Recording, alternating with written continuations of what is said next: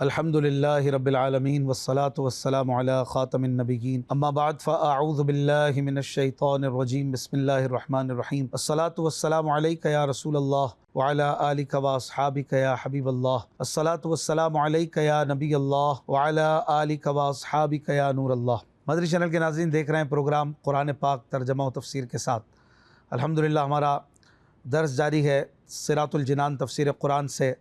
सूरह नहल 14वां पारा आयत नंबर 90 तक हम पढ़ चुके हैं। अल्लाह ताला हमें कुरान शरीफ का हक़ अदा करते हुए इसके मुताबिक ज़िंदगी गुजारने की तौफ़ीक़ अता फ़रमाए। नबी रहमत सल्लल्लाहु अलैहि वसल्लम ने फ़रमाया, जुमे के दिन दुरूद शरीफ पढ़ने वालों की मैं शफ़ाअत करूँगा।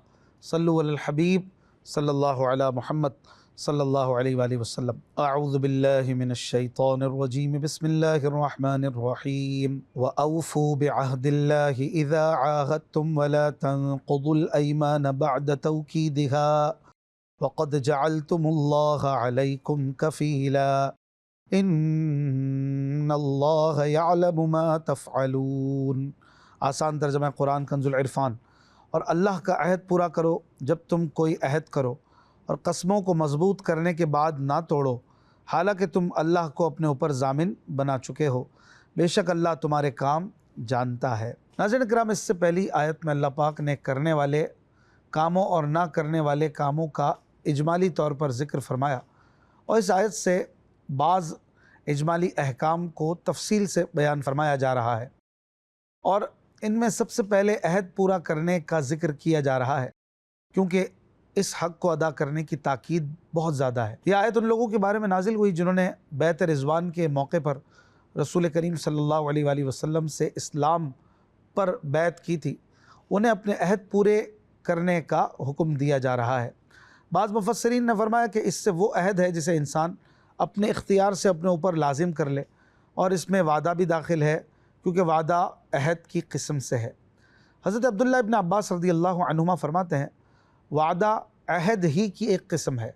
हज़रत मैमून बिन महरान रज़ियल्लाहु अन्हु फरमाते हैं, तुम जिस शख्स से भी अहद करो तो उसे पूरा करो, खा वो शख्स मुसलमान हो या काफिर, क्योंकि तुमने उस अहद पर अल्लाह पाक का नाम लिया और उसे जामिन बनाया है।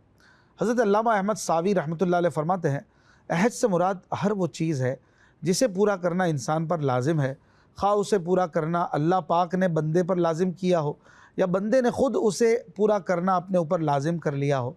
जैसे पीराने इज़ाम के अपने मुरीदीन से लिए हुए अहद, क्योंकि उनमें मुरीदीन अल्लाह पाक की इताअत करने और किसी काम में अल्लाह पाक की मुखालफत ना करने को अपने ऊपर लाजिम कर लेते हैं, लिहाजा मुरीदीन पर उसे पूरा करना लाजिम है।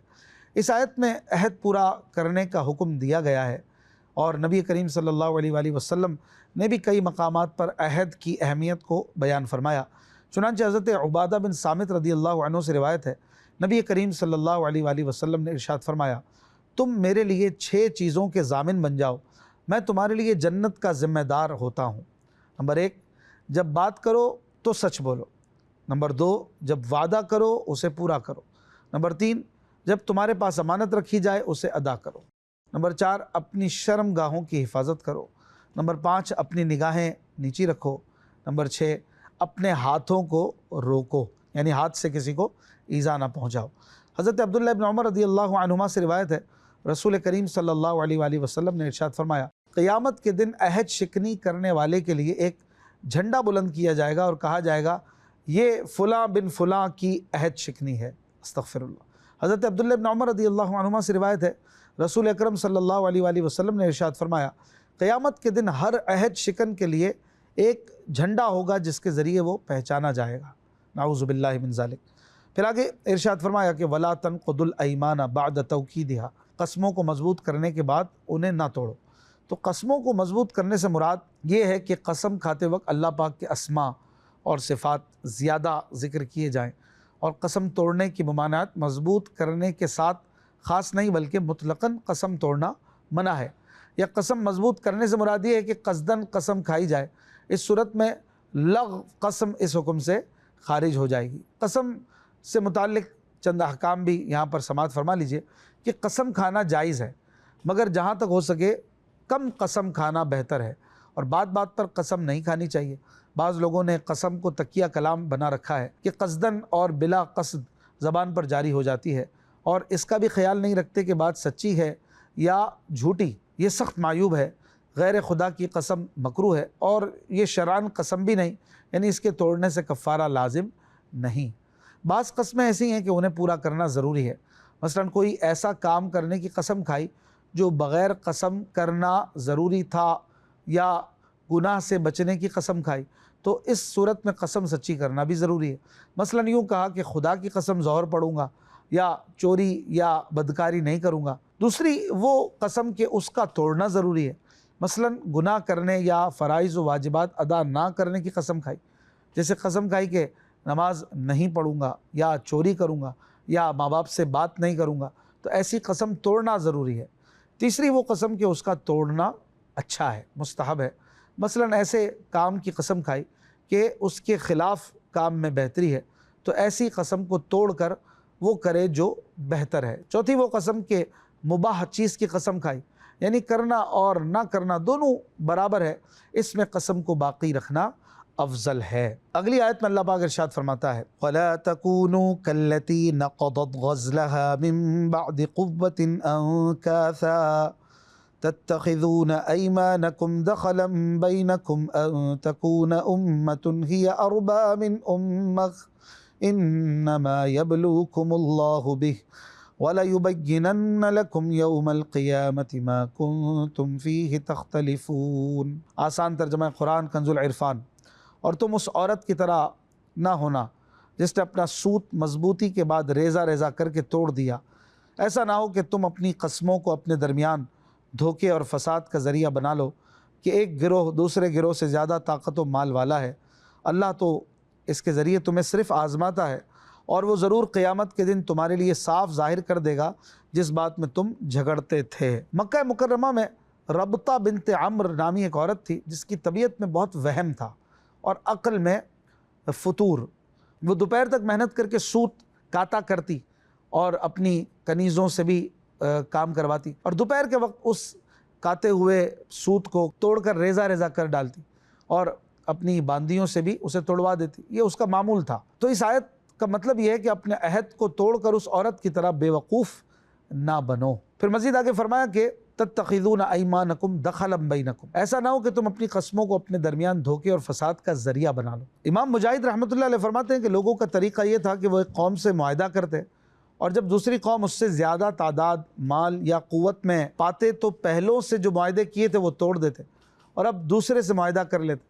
अल्लाह ताला ने इस तरह करने से मना फरमाया और अहद पूरा करने का हुक्म दिया। हज़रत अल्लामा अहमद सावी रहमतुल्लाह अलैह फरमाते हैं, इस चीज़ के नज़ारे हमारे माशरे में भी आम नज़र आते हैं कि जब तक कोई अपने मनसब और मकाम व मरतबे पर कायम है तब तक लोग उसकी जी हुजूरी करते हैं, और जब उसे माजूल कर दिया जाए या उसका मरतबा कम कर दिया जाए तो लोग उसे छोड़ देते हैं, उसकी तरफ तवज्जो तक नहीं करते और उसके साथ ऐसे हो जाते हैं गोया उसे पहचानते ही ना हो। ये हालात हज़रत इमाम अहमद सावी रहमतुल्लाह अलैह ने जो बयान फरमाया ये आज से 300 साल पहले के बुज़ुर्ग हैं, और अब अगर आज देखें तो फ़ी ज़माना तो इस एतबार से हालात मज़ीद बिगड़ चुके हैं।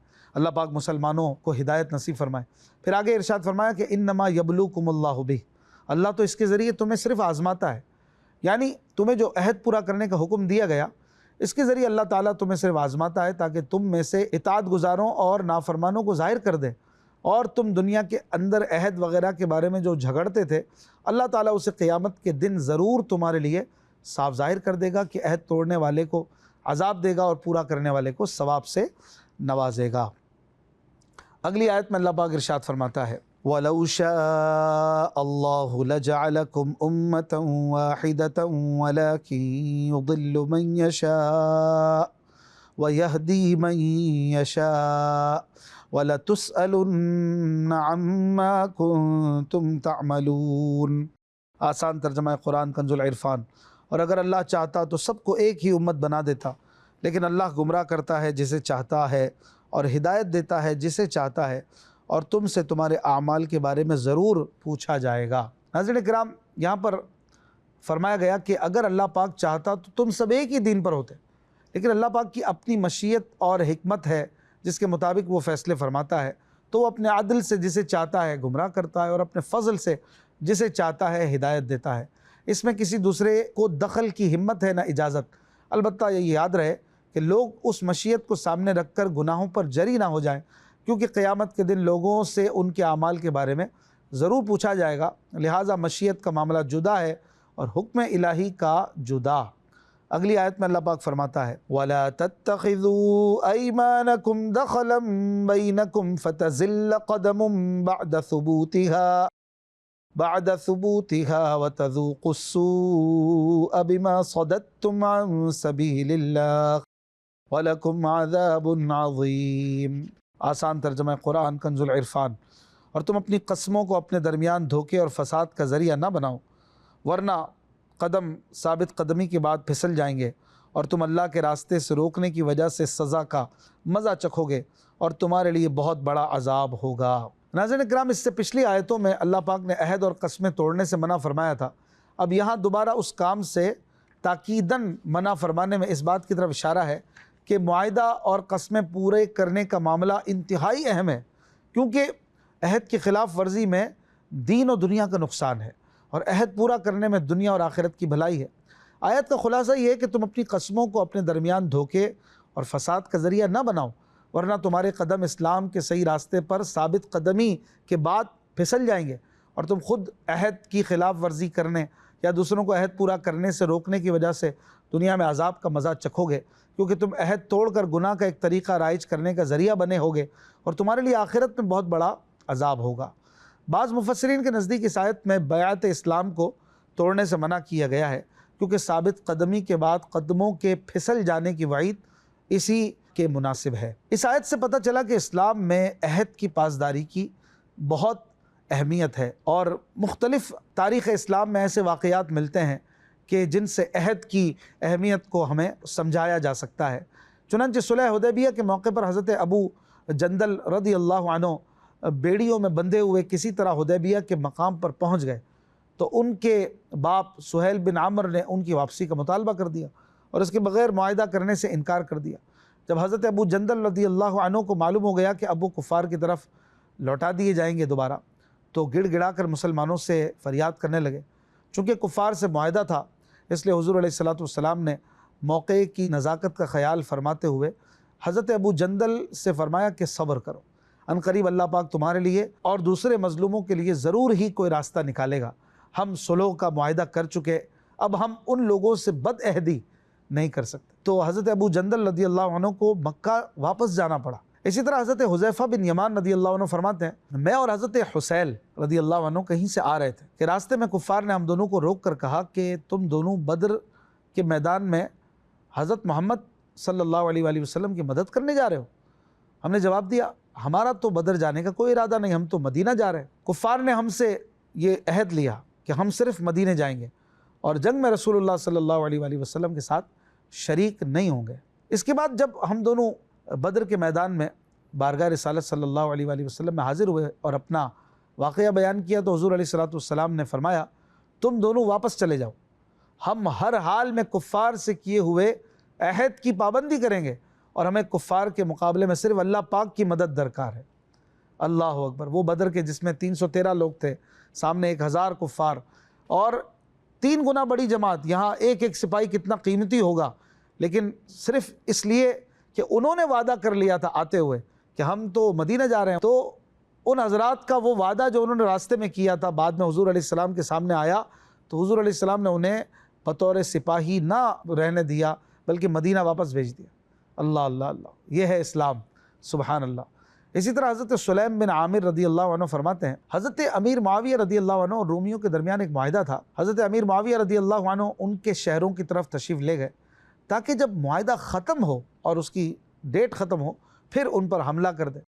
लेकिन अचानक एक आदमी को 4 पाए या घोड़े पर देखा कि वो कह रहा था, अल्लाह अकबर, अहद पूरा करो, अहद शिकनी ना करो। क्या देखते हैं कि ये शख्स हज़रत आमिर बिन अबसा रदी अल्लाह अन्हु हैं। हज़रत अमीर मुआविया रदी अल्लाह अन्हु ने उनसे इसके बारे में पूछा तो उन्होंने बताया कि मैंने नबी अकरम सल्लल्लाहु अलैहि वसल्लम को ये इरशाद फरमाते हुए सुना है, जिसका किसी कौम से मुआहिदा हो तो वो उस मुआहिदे को ना तोड़े और ना बांधे जब तक उसकी मुद्दत ख़त्म ना हो जाए, या वो बराबरी की बुनियाद पर उसकी तरफ फेंक ना दे। रावी फरमाते हैं ये सुनकर हज़रत अमीर मुआविया रज़ी अल्लाह अन्हु लोगों को लेकर वापस लौट गए। सुभान अल्लाह। तो इस्लाम हमें ये सिखाता है कि जब ज़बान दे दी, वादा कर लिया, शरीयत की कोई रुकावट नहीं है, फिर उसको पूरा किया जाए। जो टाइम दिया जाए उस पर आया जाए, जो वक्त दिया जाए उसको पूरा करने की कोशिश की जाए। और हत्तल इम्कान जब हम किसी के साथ ज़बान कर लें तो फिर उसे पूरा करना, ये इस्लाम की अजीम असबाक में से एक सबक है। अल्लाह हमें अमल की तौफीक अता फरमाए। अगली आयत में अल्लाह पाक इरशाद फरमाता है, वला तश्तरू बिअहदिल्लाहि समनन क़लीला इन्नमा इंदल्लाहि हुवा खैरुल लकुम इन कुंतुम तअलमून। आसान तर्जमा है कुरान कंजुल इरफान।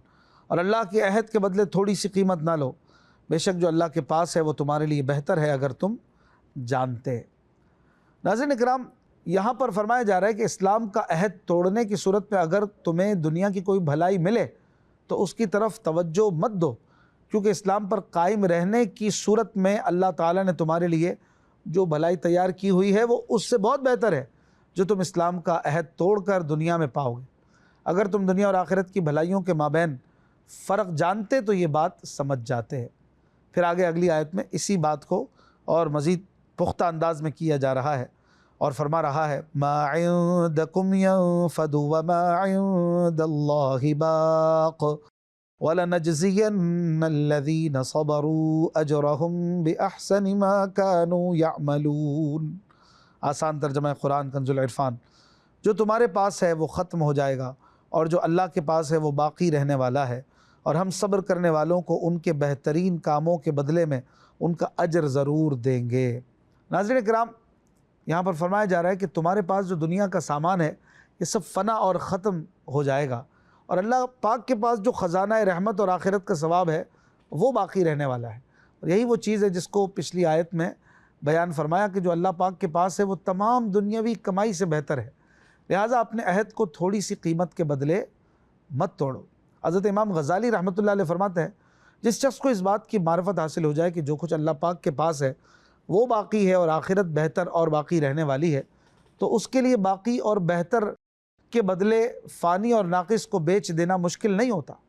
जिस तरह बर्फ़ के मुकाबले में जवाहिर बेहतर और बाकी रहने वाले हैं, और बर्फ़ के मालिक पर बर्फ़ को जवाहिर और मोतियों के बदले में बेचना मुश्किल नहीं होता, इसी तरह दुनिया और आखिरत का मामला है। दुनिया उस बर्फ़ की तरह है जो धूप में रखी हुई है, वो ख़त्म होने तक पिघलती रहती है, और आखिरत उस मोती और उस जौहर की तरह है जो फ़ना नहीं होता।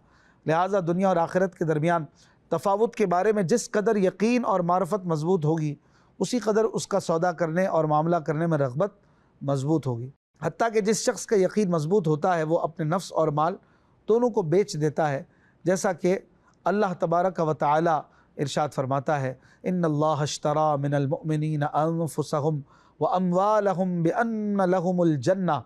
बेशक अल्लाह ने मुसलमानों से उनकी जानें और उनके माल इस बदले में ख़रीद लिए कि उनके लिए जन्नत है।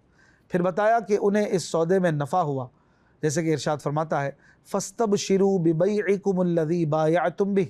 तो अपने इस सौदे पर खुशियाँ मनाओ जो सौदा तुमने किया है। लिहाजा हर मुसलमान को चाहिए कि वो दुनिया के फ़ना और ज़ाइल हो जाने और आखिरत के हमेशा बाकी रहने में खूब गौर व फ़िक्र करे और आखिरत को दुनिया पर तरजीह दे और दुनिया की फ़ानी नेमतों और लज्जतों से बेरग़बती इख्तियार करे। अगली आयत में अल्लाह पाक इरशाद फरमाता है, मन आमिल सालिहम मिन ज़करिन औ उन्सा वहुव मुमिनुन फलनुहयियन्नहु हयातन तय्यबह वलनजज़ियन्नहुम अजरहुम बिअहसनि मा कानू यअमलून। आसान तर्जमा कुरान कंजुल इरफान। जो मर्द या औरत नेक अमल करे और वह मुसलमान हो तो हम ज़रूर उसे पाकीज़ा ज़िंदगी देंगे और हम ज़रूर उन्हें उनके बेहतरीन कामों के बदले में उनका अज्र देंगे। नाज़रीन किराम, इस आयत का ख़ुलासा ये है कि जो मर्द या औरत नेक अमल करे और वह मुसलमान हो तो ज़रूर उसे दुनिया में हलाल रिज़्क़ और क़नाअत अता फ़रमाकर और आखिरत में जन्नत की नेमतें देकर पाकीज़ा ज़िंदगी देंगे। बाज़ उलमा ने फरमाया कि अच्छी ज़िंदगी से इबादत की लज्जत मुराद है, और इसमें हिकमत यह है कि मोमिन अगरचे फ़कीर भी हो उसकी ज़िंदगी दौलतमंद काफिर के ऐश से बेहतर और पाकीज़ा है, क्योंकि मोमिन जानता है कि उसकी रोज़ी अल्लाह पाक की तरफ से है, जो उसने मुक़द्दर किया उस पर राज़ी होता है, और मोमिन का दिल हिर्स की परेशानियों से महफूज और आराम में रहता है। और काफिर जो अल्लाह पाक पर नज़र नहीं रखता वो हरीस रहता है और हमेशा रंज मशक्क़त और तहसील माल की फ़िक्र में परेशान रहता है।